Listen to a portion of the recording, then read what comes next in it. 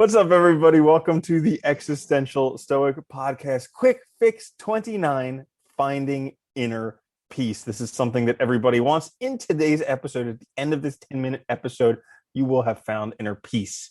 Definitely not guaranteed. Nope. I'm Randy. I'm here with my buddy Danny. And in these quick fix episodes, we just go over a few short topics that we each come up with for finding inner peace, which is today's subject. So I'm starting today. Number one for me is for finding inner peace, which is something that everybody wants.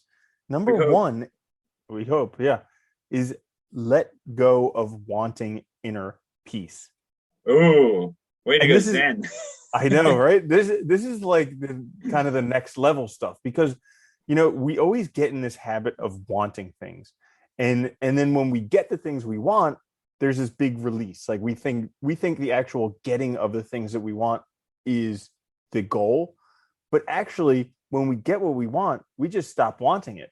So it's kind of like, is the getting what we want the thing that we want, or is it actually just the stopping wanting it? Because then there's not that craving anymore. So letting go of the wanting of inner peace, because another word even for wanting is lacking. Like when you say that something is wanting, it means it's lacking it. So anytime you're wanting something subconsciously or whatever, you feel like you're lacking. So letting go of that lack will actually allow inner peace. Not only that, but like you're clinging to it by wanting it. So as soon as you stop clinging, then it can just come to you naturally. I like that too, because the letting go is recognizing that you're already full, that you don't need to add anything to you, right? That you don't need, these desires are something that aren't going to make things better. They're not going to make you better, right? But what about the car and the money and the bling? Don't I need that?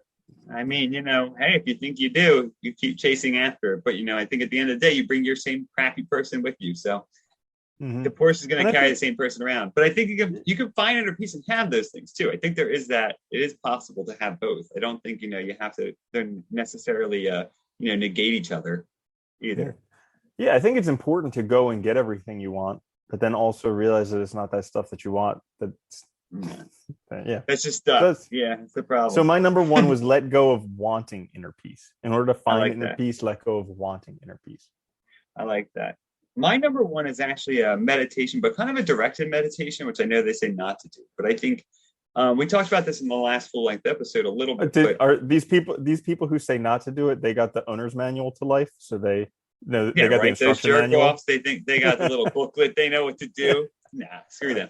Yeah, so I think honestly, when you meditate, just listening to your breathing, letting thoughts come, but really taking the time afterwards to reflect on which thoughts arose and why is so helpful to start to work through some of the shit that you're dealing with. And I think it can really, I think the Buddhists call it like untying the psychic knots, working through those mental sort of problems, those knots that you've created in your psyche, and really being able to sort of be at peace with yourself, because I think that's crucial to getting there. That's my number one, is meditate. I really like that, and I actually wanted to ask you about that. How do you remember the things that came up when you're meditating? Yeah, it's interesting. So you're not clinging to thoughts, right? So they're coming and going. So the way I always do it is, usually when it works for me is that I don't remember everything, obviously. Sometimes a lot of things fly through my head in that 10 minutes. But usually what I find, and what most people I think do find, is that there's a few things that they will remember that come up again and again. And those are usually the problem things, or the things that are really bothering you. And you work through those. And as you work through those, you'll find other ones coming up, and you work. And the idea is just keep doing it until you get to this point where you've gotten rid of all that. And it works really well. Sometimes, I remember a couple things, like 2, sometimes it's 20. I mean, it just depends on the day and, what comes up. Okay. Awesome. Yeah. That sounds good. So my next one is for finding inner peace. Start with this moment. Okay. Like that. I think I've been guilty of this, and I think a lot of people want eternal peace forever and ever and ever. They want this eternal bliss state. And while that may happen, really an eternal bliss state is just a whole bunch of this moments right after each other. Yeah. And I've mentioned in previous episodes how I do this thing where I pass this waterfall feature. And so every day I just toss my worries into that waterfall and then just allow myself to be peaceful. And it's like, it's very clearly experienced peace every day. because I just let go of all my worries and allow myself to be peaceful. And it's just focusing on this moment and not worrying if, you know, the moment later is not there. I get peace for this moment. And the more times I can connect those moments, the closer I'll get to just having eternal peace. You know what I like that you said about that? I'm going to change my second one now before I even say it. I think, for my second one, I'm going to go with slowing down and imagining, because I think we forget the role that our imagination plays in really our mental state. Like you said, walking by a fountain and imagining that you're throwing your worries in there, your stresses in there, right? I think when we're meditating and we're imagining that we're breathing in the good and letting go of the bad, exercising our imagination, it's a powerful tool. And I think doing that can really help us find inner peace, because it can be a way to really like recognize a state or realize a mental state now and try it in the moment and try it out and gives ourselves a chance. I think that's a good one. Yeah. Yeah. And your imagination, I mean, they've taken looks at these things, how your body experiences the same reactions when you experience something mentally in your imagination as when you experience it physically. Yeah. So, Oh yeah, so it's like insane.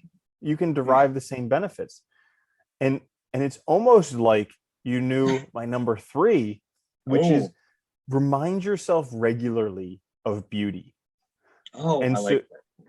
so this is something that we've talked about with the small delights, but it's also something that I heard in one of the many books where like you're trying to put more good stuff into your mind, because like the bad stuff is just going to go in there on its own. So your active goal should be piling as much good stuff in there as you can. And so like this is something that you can do while you're waiting in traffic or waiting in a line or bored at work, or like all these downtime moments when like maybe you can't be reading a book or watching something on Netflix, but you're just there and it's kind of like dead time.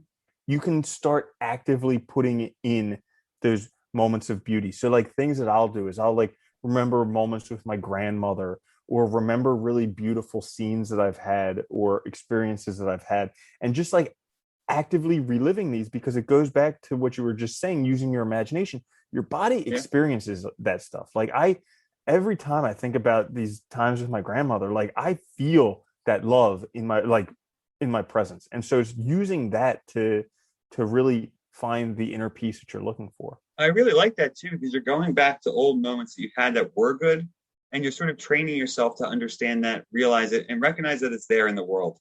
Because I think we all forget that. So it's an awesome one. It actually goes with my last one nicely too, which is be alone. Take time to be alone. I think that is crucial. If you want inner peace, you have to be comfortable by yourself, and you have to take time to yourself to do the things we're talking about.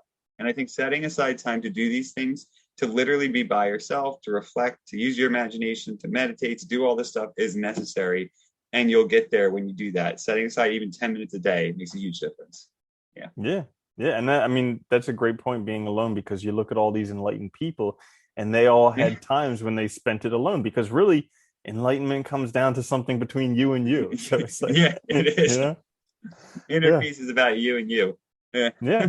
So that's great. That's our Okay. episode. Quick little fix on finding inner peace. Like I said, 99.9% guaranteed, you're all going to be totally enlightened now. All Yeah, found inner peace. absolutely. Thank you for Always. listening to the Existential Stoic podcast. Make sure to like, subscribe, click the notification bell, tell all your friends about it, and make sure they listen as well. I'm Randy. That's my buddy Danny. I'll see you later, Danny. Later, Andy.